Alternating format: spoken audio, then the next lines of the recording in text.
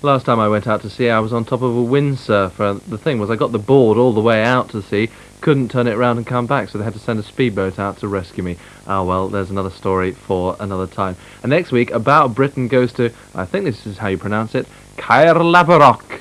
Who knows?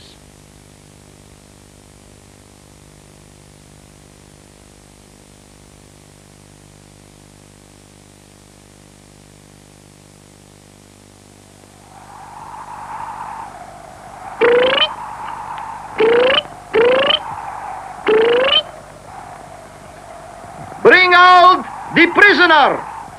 Forward, march!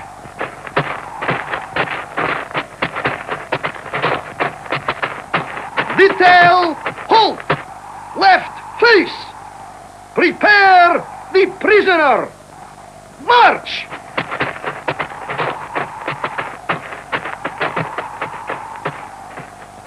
In compliance with the verdict of the Royal Military Court, the prisoner, Natasha Kasha, has been found guilty of espionage in that she did use various methods to obtain the highest military secrets from various officials of the government and did transmit these secrets to the enemy in time of war. Therefore, it is the ruling of the court that the prisoner be executed by firing squad on this date at the Gatineau military prison at 6:30 a.m., 6:45 the latest. Signed by the commanding general, Ivan Nizhdugadakt. Prisoner, before the sentence is carried out, do you have anything to say? No. Very well. Ready? Aim! Except, perhaps a cigarette. Okay, but make it snappy. We're running a little late. You know, today is a doubleheader.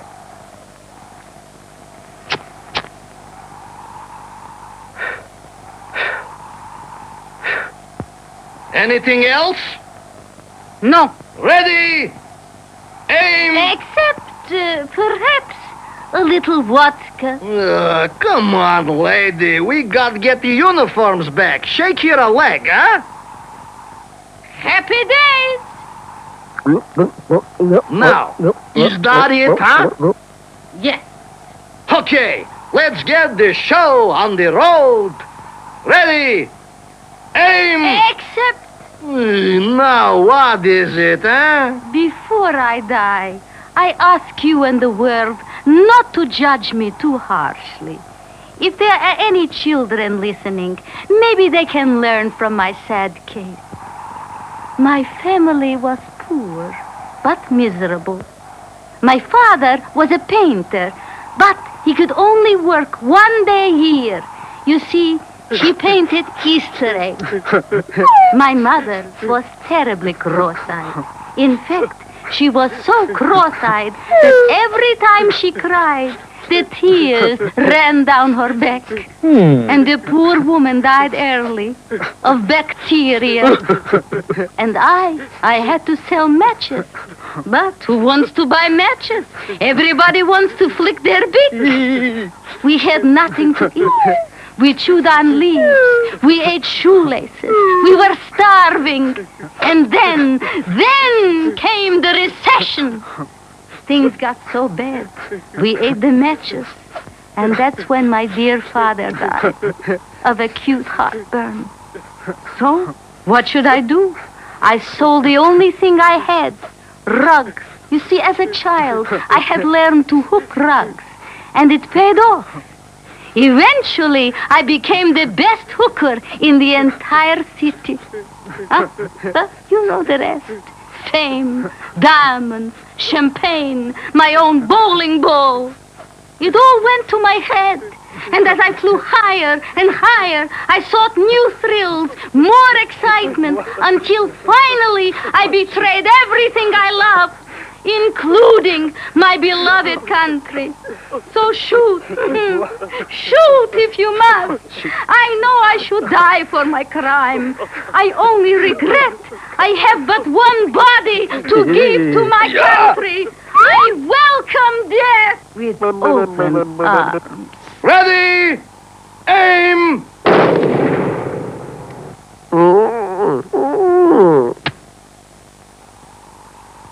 Oh, shit.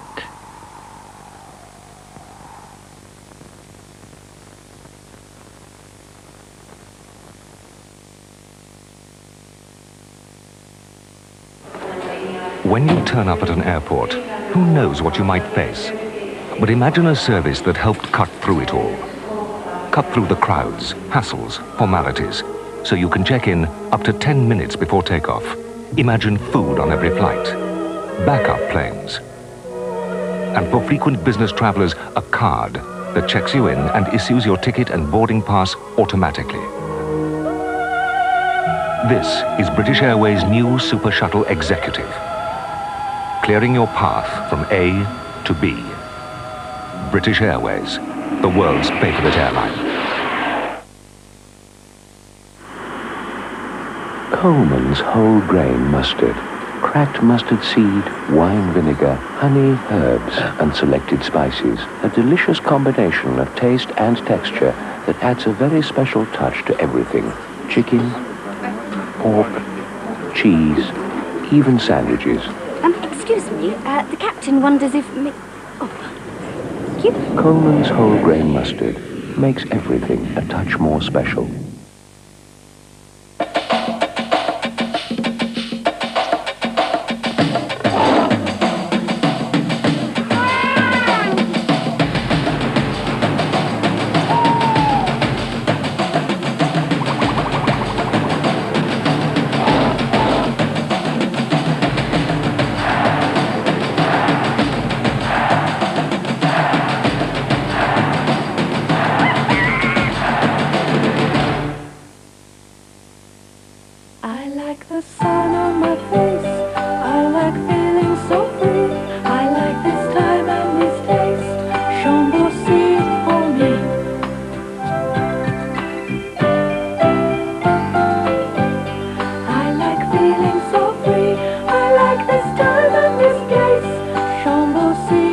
Le yogurt, so deliciously fruity. Sometimes 1 pot is not enough. Chambourcy for me. Freestyle mousse was for me the best mousse. But now it's even better. Freestyle from Loreal. With its unique micro diffuser, gives better control. Lasting hold and volume without stickiness. Freestyle mousse from Loreal. You know, there's not really enough time to do everything we want to do in the middle of the night on Late Night Late, but I think we did pretty well tonight. Tomorrow night's looking pretty good as well. At 12:30 you can see our From Another World film, which is Beneath the Planet of the Apes, starring Roddy McDowall. Good film. And 2:15 it's the 5-minute show, followed at 2:25 by all the latest that's happening in the rock world in Off the Wall. And at 3:25, the first of 2 new programmes. We have Del Amitri in the concert, and at 4:25 a programme called The Defectors, about the Russians who've escaped from the Kremlin. Now though, it's the ITN Morning News.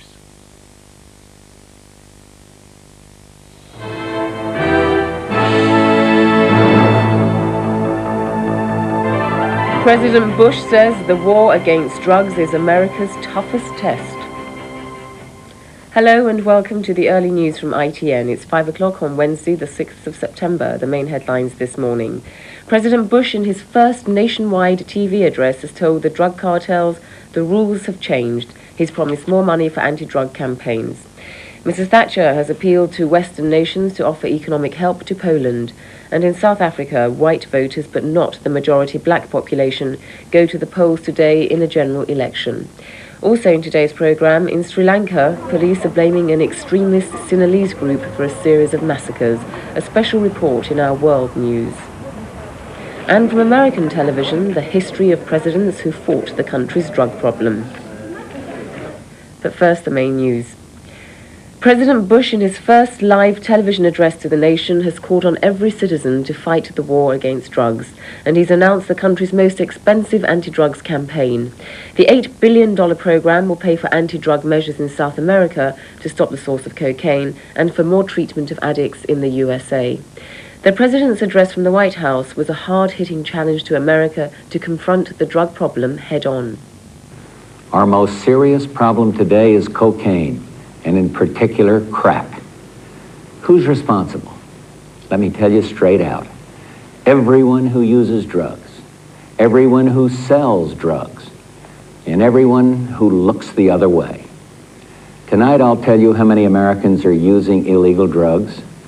I will present to you our national strategy to deal with every aspect of this threat, and I will ask you to get involved in what promises to be a very difficult fight.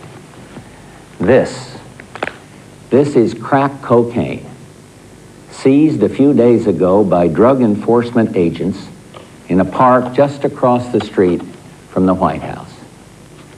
It could easily have been heroin or PCP. It's as innocent looking as candy, but it's turning our cities into battle zones, and it's murdering our children. Let there be no mistake. This stuff is poison. And our message to the drug cartels is this: the rules have changed. We will help any government that wants our help. When requested, we will, for the first time, make available the appropriate resources of America's armed forces. We will intensify our efforts against drug smugglers on the high seas, in international airspace, and at our borders. We will stop the flow of chemicals from the United States used to process drugs. We will pursue and enforce international agreements to track drug money to the front men and financiers. And then we will handcuff these money launderers and jail them, just like any street dealer. And for the drug kingpins, the death penalty. Victory. Victory over drugs is our cause, a just cause. And with your help, we are going to win. But the president's campaign was criticized by the Democratic opposition for not being big enough to deal with the problem. The trouble is that the president's proposals are not big enough to deal with the problem. His rhetoric isn't matched by the resources we need to get the job done. Quite frankly, the president's plan's not tough enough, bold enough, or imaginative enough to meet the crisis at hand. And in Colombia, one of the main targets of the anti-drug campaign, Eduardo Martinez, has until today to appeal against extradition to the United States. He's accused of laundering billions